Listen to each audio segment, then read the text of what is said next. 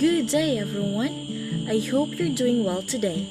By the way, I am Rizami Kilingin from BSN Social Studies 2. Today, we will going to talk about the sources of Philippine educational jurisprudence, particularly the legal opinion and resolutions.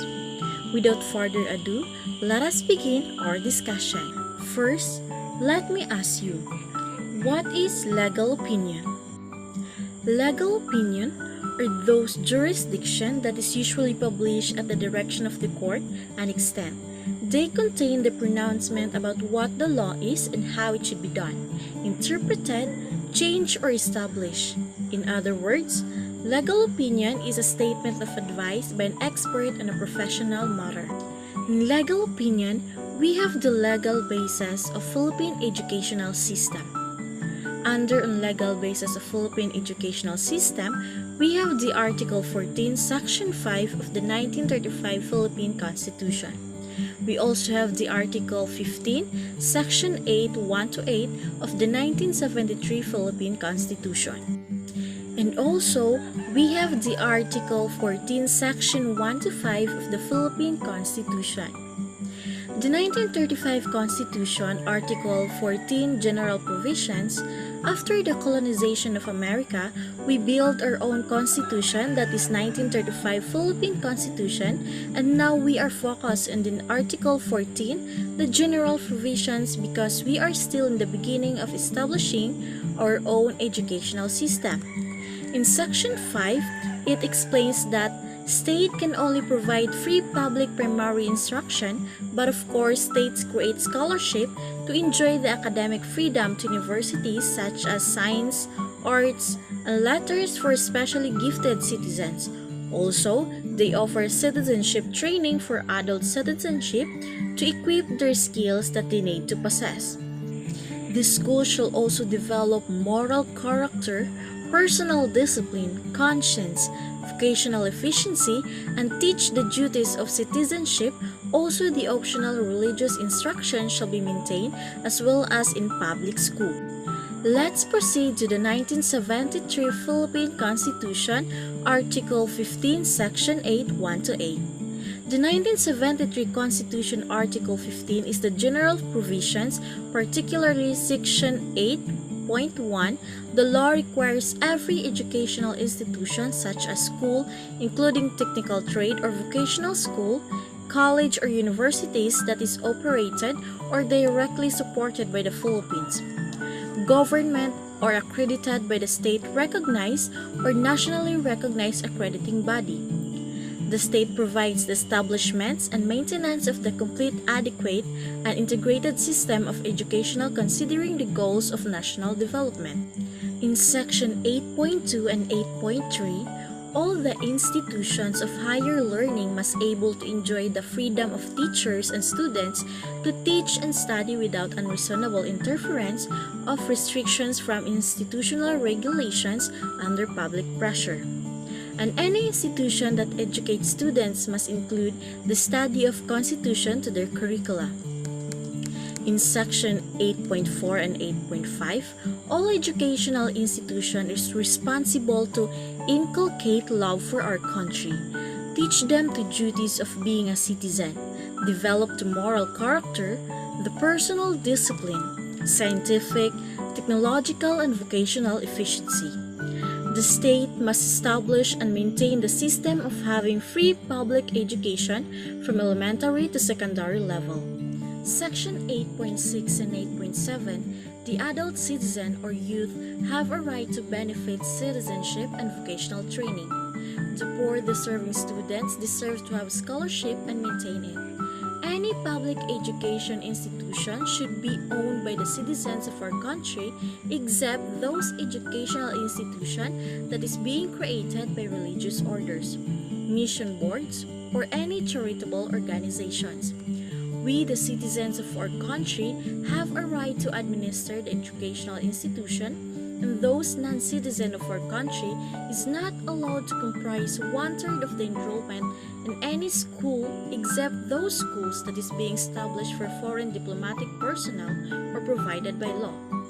In Section 8.8, Religion must be taught to children in public schools like elementary and secondary level with consent or provided by law, the parents and guardians without cost to them. Now, let's proceed to the 1987 Constitution, Article 14, Section 1 to 5. The 1987 Constitution, Article 1 to 5, is the current pace of our education here in the Philippines. In Section 1, the quality of education must be possible and accessible to all citizens. Every citizen has a right to quality education, and that right of citizens shall be protected and promoted by the state. In Section 2.1, this is the reason why we have various courses or different courses in education that is being integrated or established depending on the needs of the citizens or the people in particular society. In Section 2.2 and 2.3, we are now enjoying the free public education in the high school and elementary level. Even in public colleges right now, we are enjoying the free education without having limitations of natural rights of our parents. Because of that, elementary education is compulsory for all children under school age. Also, those deserving students, either both public and private schools, especially unprivileged with having standard grades and other requirements, can be able to enjoy the system of scholarships, students' loan programs, and other incentives. Example with this is the CHED, scholarship programs and incentives that is being offered by the government. The Section 2.4 and 2.5 is the reason why the local government promotes community-based sports program and other activities that is out of school study program like Liga sa Barangay or Inter-Barangay, and other programs that is being developed by the organizations like Girl Scouts, Boy Scouts, and other physical or fitness programs that respond to the community needs. Also, in this section, the state provides training in civics, vocational efficiency, and skills for adult citizens, disabled and out-of-school youth. Example is the TESDA. It is technical vocational education and training authority that sets direction, promulgates relevant standards, manage and implements program geared towards quality assured and exclusive technical education, skill development and certificate system. Another is the Alternative Learning Center, or what we call ALS. It is a learning system of the Philippines that provides opportunities for out-of-school youth and adult learners to develop basic and functional literacy skills and access equivalent pathways to complete basic education. Section 3.1, Educational institutions shall include the study of the Constitution as part of the curricula. In Araling Panlipunan subject, there are some lessons that talks about Constitution for the reason that it is in the law and the law requires to do so. In Section 3.2, they shall inculcate patriotism and nationalism, foster love of humanity, respect for human rights, appreciation of the role of national heroes in historical development of the country, teach the right and duties of citizenship, strengthen ethical and spiritual values, develop moral character and personal discipline, encourage critical and creative thinking, broaden scientific and technological knowledge, and promote vocational efficiency. Example of this is the annual celebration of Buwan ng Wika, where we can experience the ambience and commemorate our native culture through wearing traditional outfits. Another is the annual celebration of Independence Day and National Heroes Day. Through remembering this annual event, we are able to show patriotism, our appreciation to our national heroes in the historical development of our country. Now, let's proceed to the section 4.1 and 4.2. In this section, it is the responsibility of the state to supervise and regulate all educational institutions. These educational institutions should be owned only by the citizens of the Philippines except those established by religious groups, mission boards, and charitable organizations. These sections has the same purpose in Article 15, Section 8.8. Now, we are done with the legal opinion, and it's time to move forward to the next source of Philippine educational jurisprudence, which is resolutions. So what is resolution? Resolution is merely a declaration of the sentiment or opinion of law-making body on a specific matter. Any action made by a corporate as an artificial entity should be in the nature of resolution. A resolution is an agreement of judgment made by the board of class of members.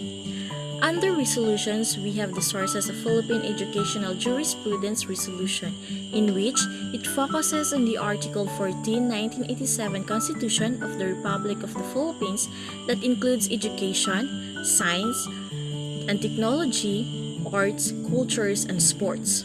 This article focuses on the protection of the rights of all citizens, especially students, to quality education at all levels, and to make the education accessible to all citizens or the people of our country, the Philippines. Education is generally described as the process of providing or receive systematic teaching. It is a basic human right because it is considered one of the fundamental guarantees that enable an individual to live his or her potential as a human being, and the 1987 Constitution itself explicitly provides for government to protect and promote our right as citizens, either it is in the fields of education, science and technology, arts, culture, and sports. That ends our discussion about sources of Philippine educational jurisprudence, particularly the legal opinion and resolutions. Thank you, and I hope you gain another learnings today. Until next time!